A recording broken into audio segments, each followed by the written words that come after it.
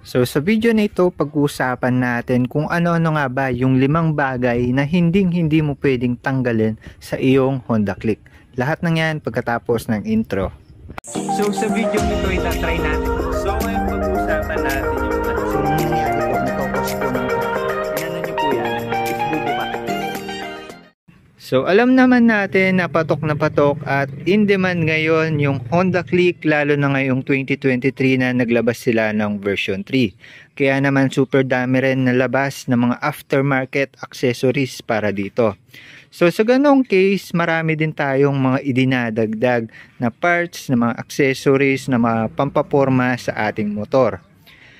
Pero may mga ilan guys na imbis na dagdagan yung mga parts or mga accessories para sa kanilang motor, ang iba ay binabawasan ang kanilang parts ng kanilang mga motor. So ito yung mga 5 parts na hindi mo pwedeng tanggalin para sa iyong motor.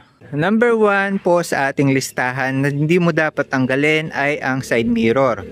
So alam naman po natin na sobrang importante ng ating side mirror, lalo na para makita po yung mga likurang bahagi or yung mga nahagip natin sa likod guys, para hindi po tayo lipat-lipat ng lane bigla-bigla.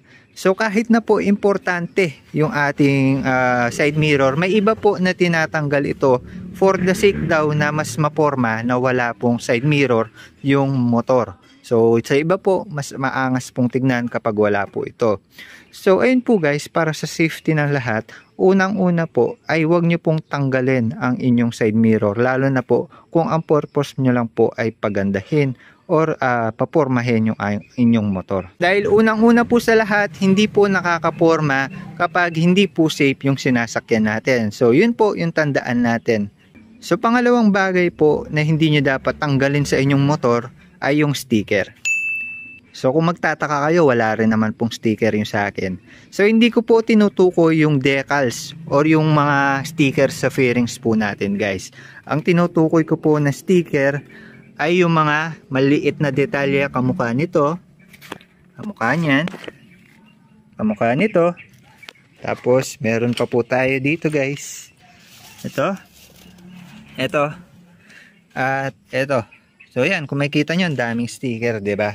So di bali pong tanggalin nyo po yung decals or yung pinaka sticker po sa fairings natin. Wag lang po yung mga part na tinuro ko, dahil yan po yung mga titignan natin, kasi lalo na po kung wala na tayong manual ng ating Honda Click. Nandito po kasi yung mga basic information ng ating motor. So ayan, nandito yung mga caution, mga notice, ayan, notice. Ito about to sa coolant, belt, ayan, filter. Ayan guys. So napaka-importante niyan guys. Small details lang po na minsan hindi natin pinapansin, pero napakalaking bagay po, napakalaking impormasyon po niyan sa ating motor. So hindi po dapat natin tinatanggal yung mga maliliit na sticker na yan. Pangalawang dahilan po kung bakit hindi natin sila dapat tanggalin, kasi super dikit po niyan, at pag tinanggal po natin yung mga sticker na yan, magkakaroon po sila ng imperfections. Halimbawa, pag tinanggal po natin ito, medyo bago po yung part na to na tinanggalan natin. Ibig sabihin, hindi po pantay yung kulay ng fairings na lilitaw. Lalo na po ito, medyo marami ng pinagdaan ng gasgas, punas, kaya iba na po yung magiging texture niya or yung itsura niya kumpara sa tinanggalan natin. Pero yun po, pinaka basic na gawin natin. Huwag na po nating pakialaman, bakbakin man lang yung mga sticker na yan. Informative sticker po yan guys. Kamukha nito, simpleng ano lang, pero yun know, don't remove the cover, don't mix fuel with additive. Ayan, mga ganyang bagay guys, simple lang, pero malaki yung naitutulong yan. So ayan, kung medyo ano kayo, medyo maarte kayo sa inyong motor, di bali nang yung decals, wag lang yung mga yun guys. So yun yung pangalawang bagay na wag nyo tatanggalin guys. Pangatlo natin ay yung radiator cover. Kasi yung iba guys, kung makikita nyo, baka kasi namamalik mata lang kayo, meron kasing cover na nabibili, yung mismong parang yung pinaka cover na ng coolant, at baka namamalik mata kayo na baka kala nyo tinanggal lang yung cover. So yung iba guys, tinatanggal yung cover, at tapos yung gagawin nila, papalitan nila itong pinaka-cover dito. So yung pinaka-cover kasi nila na binibilan nila doon is parang double protective layer na nun. Mas maganda na yung pang-cover niya kumpara dito sa ano lang, raw lang or sa stock. So kung tatanggalin niyo po ito guys, magpalit din po kayo ng cover dito. So yung mas magandang cover para kahit papano kapag tinanggal nyo na po itong cover ng radiator natin ay nakaprotekta pa rin po yung pinaka loob na radiator natin. So yun, pero kung wala naman po kayong purpose or kung out of nowhere lang po na gusto nyong tanggalin to para naka-expose or mas magandang tignan, huwag nyo na pong tanggalin yung part na to. Pang-apat na hindi nyo po pwedeng tanggalin sa inyong motor ay itong grab bar.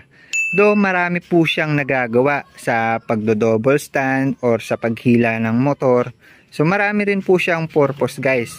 Do marami siyang purpose, may ilan po na tinatanggal po yung kanilang grab bar for the purpose na mas maporma daw, mas matulis yung likurang bahagi kapag tinatanggal po ito.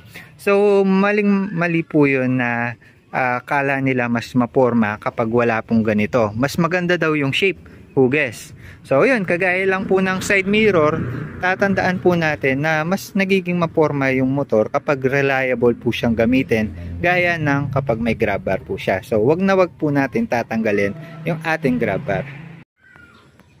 Panglima po or yung panghuling hindi natin dapat tanggalin sa ating Honda Click ay itong throttle end bar. Ito po yung nakabit sa dulo ng ating throttle. Ito po yung bakal na part. Tapos naka-screwed po siya gamit yung Phillips. So yan, kabilaan po siya. Meron sa kaliwa at meron sa kanan. So meron po kasing ilan guys na tinatanggal yan for the sake na kapag pinalitan po nila yung throttle nila ng bagong throttle at kinakailangang alisin po ito for aesthetic purpose, ayun, tatanggalin po nila itong throttle end bar. So malaki po kasi yung pakinabang nito para sa ating motor. Nagsisilbi po kasi siyang shield para kapag tumumba po yung ating motor or dumaan po tayo sa masiksik na lugar, ito po yung pinakaunang tatama dahil kung mapapansin nyo po, yan po yung pinaka-edge or pinakadulong part na ng ating motor. So yan, ina-advise ko lang po, hindi naman po mandatory, kung kinakailangan po ay wag po natin siyang tatanggalin dahil super importante po ng maliit na bakal na ito, lalo na po para maprotektahan po yung ating throttle. So yun po yung 5 bagay na hindi mo dapat tanggalin sa iyong motor or sa ating Honda Click. So lagi lang po nating tatandaan na mas maporma pa rin po yung ating motor at mas functionable po siya kapag hindi po natin tinatanggal yung mga importanteng bahagi or pyesa ng ating Honda Click. Ayun lang para sa video na ito. The more you click, the more you know. Usapang bawal tanggalin sa ating motor. Bye bye.